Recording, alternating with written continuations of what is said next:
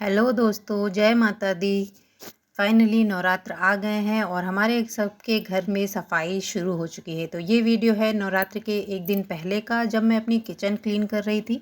तो मैंने किचन का सारा सामान हटा लिया था और किचन को अच्छे से साबुन लगा के उसको क्लीन कर लिया। उसके बाद सारा किचन का सामान सेट कर दिया था अच्छे से क्लीन करने के बाद। उसके बाद मैं आ गई फ्रिज क्लीन करने के लिए। तो यहाँ पर मेरा फ्रिज क्लीन हो चुका है और मैंने सारा इसका सामान निकाल के इसको अच्छे से क्लीन कर लिया था और सामान सेट भी कर दिया है। और बस मैं एक चीज़ आपको दिखाना चाह रही थी कि जो मैं इसमें सीट यूज़ करती हूँ वो बहुत ही ईज़िली मार्केट में मिल जाती है या तो घर पर ही मिल जाती है। जैसे हम लोगों के बच्चे होते हैं तो वो लोग फ़ाइल वगैरह यूज़ करते हैं और कुछ टाइम बाद वो बेकार हो जाती हैं, घर में इधर उधर पड़ी रहती हैं। तो आप इस तरीके से उसको यूज़ कर सकते हैं अपने फ्रिज में। और वो ट्रांसपेरेंट होती हैं जिससे हमारे फ्रिज का कोई भी सामान अच्छे से दिखाई पड़ता है। तो इस तरीके से आप यूज़ कर सकते हैं। और यहाँ पे मेरी तैयारी शुरू हो गई है माता रानी के आगमन की। नवरात्र का पहला दिन है तो सर्वप्रथम हमारा सबका ये फ़र्ज़ बनता है कि अपने द्वार को अच्छे से क्लीन करें, साफ़ सुथरा करें। उसके बाद दरवाजे के दोनों तरफ स्वास्तिक बनाएं खूब अच्छे से, और रोली से स्वास्तिक बनाएं या हल्दी से। मैंने रोली और हल्दी दोनों को मिक्स करके उसका घोल बना लिया था लिक्विडी, और उसी से मैं बना रही हूँ स्वास्तिक। और फिर मैंने माता रानी के यहाँ पे चरण बना दिए हैं और इसी की अच्छे से धूप दीप अक्षत पुष्प से पूजा कर दूंगी। माता रानी का आगमन है तो कम से कम लगना तो चाहिए कि माता रानी हमारे घर आ रही हैं।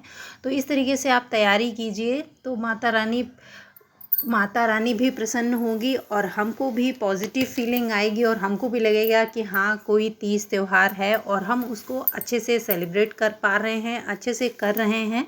तो हमारे मन को भी बहुत खुशी मिलेगी और पूजा पाठ के प्रति हमारा उत्साह बढ़ेगा और बच्चों को भी पॉजिटिव रिज़ल्ट मिलेंगे, बच्चों के लिए भी। और फिर उसके बाद मैं आ गई अंदर और माता रानी की मुझे स्थापना करनी थी, लेकिन इस बार मैं कलश वगैरह स्थापित नहीं करूँगी क्योंकि मुझको बीच में ही जाना है अपने गांव। वहाँ पे पूजा है दुर्गा सप्तशती का बड़ा हवन, तो इस वजह से मुझे जाना पड़ेगा।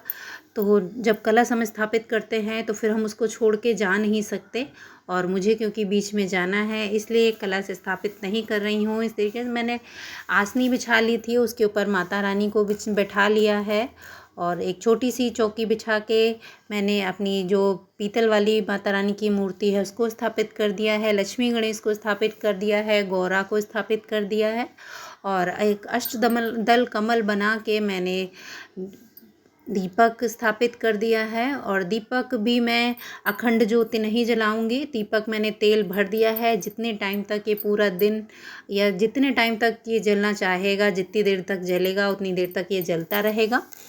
और उसके बाद मैंने माता रानी को चुन्नी माला ये सब पहना दिया था और कलावा रूपी वस्त्र मैं सबको धारण करा रही हूँ। जितनी भी मैंने यहाँ पे प्रतिमाएं रखी हैं उनको सबको बारी बारी से मैं उनको कलावा पहना दूँगी। और मन ही मन आप दुर्गा माता के मंत्र जो भी आपको आते हों वो आप जप करते रहिए उनका, या जो भी आप उस समय जप करना चाहते हैं माता रानी के नामों का जप उस तरीके से आप कर सकते हैं।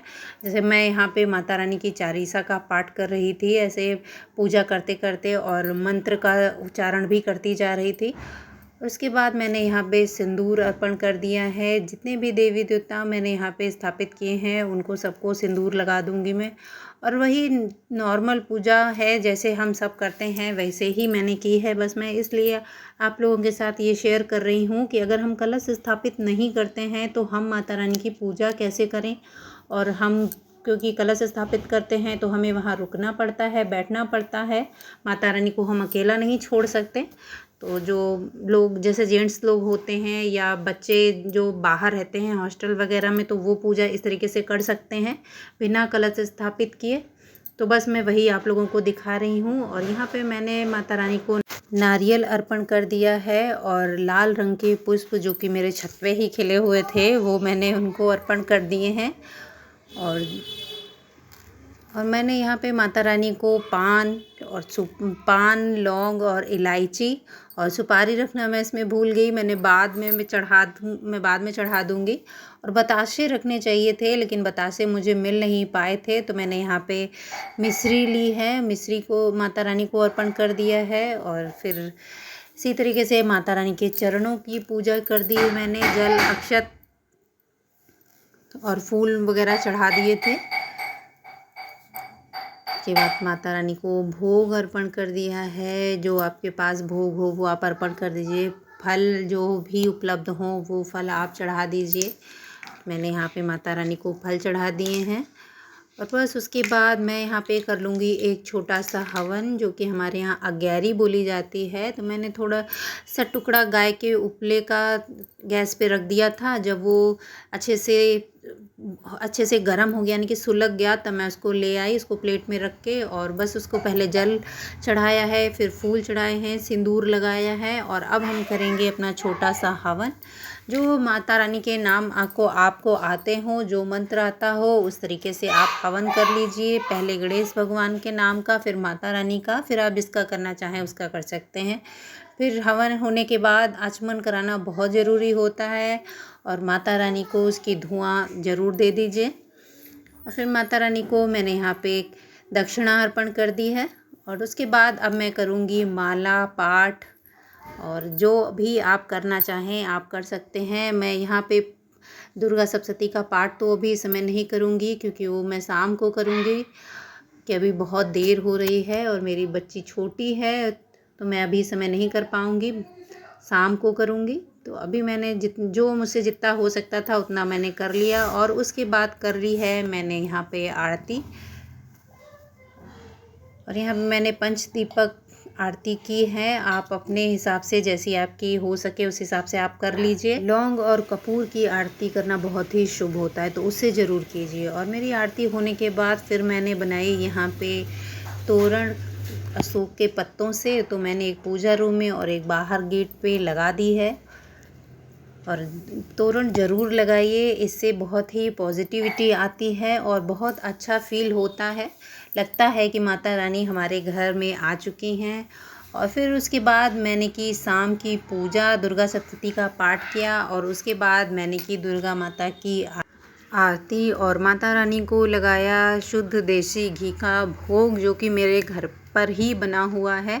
और माता शैलपुत्री को घी का भोग बहुत पसंद है, उनको घी का भोग लगाया जाता है। तो मैंने भी कहीं पे सुना था, तो मैंने सोचा घी तो कहीं लेने जाने की ज़रूरत नहीं, हम सबके घर में बहुत ही आसानी से मिलने वाली चीज़ है। तो मैंने माता रानी को घी का भोग लगा दिया है और मेवे का भोग लगा दिया है, फल चढ़ा दिए हैं।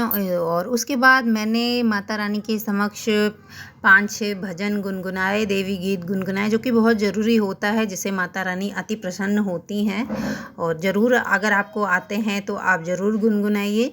और फिर इसी तरीके से मेरी आज की पूजा संपन्न हुई और आज का पूरा दिन बहुत ही अच्छा बीता। और कोशिश करूँगी कि आने वाले दिन भी हमारे बहुत अच्छे से बीते। तो आज का वीडियो अगर आप लोगों को पसंद आया हो तो please like, comment and share ज़रूर कीजिएगा। और वीडियो पूरा एंड तक देखने के लिए बहुत बहुत शुक्रिया। मिलती हूँ किसी नेक्स्ट वीडियो में। हैप्पी नवरात्रि।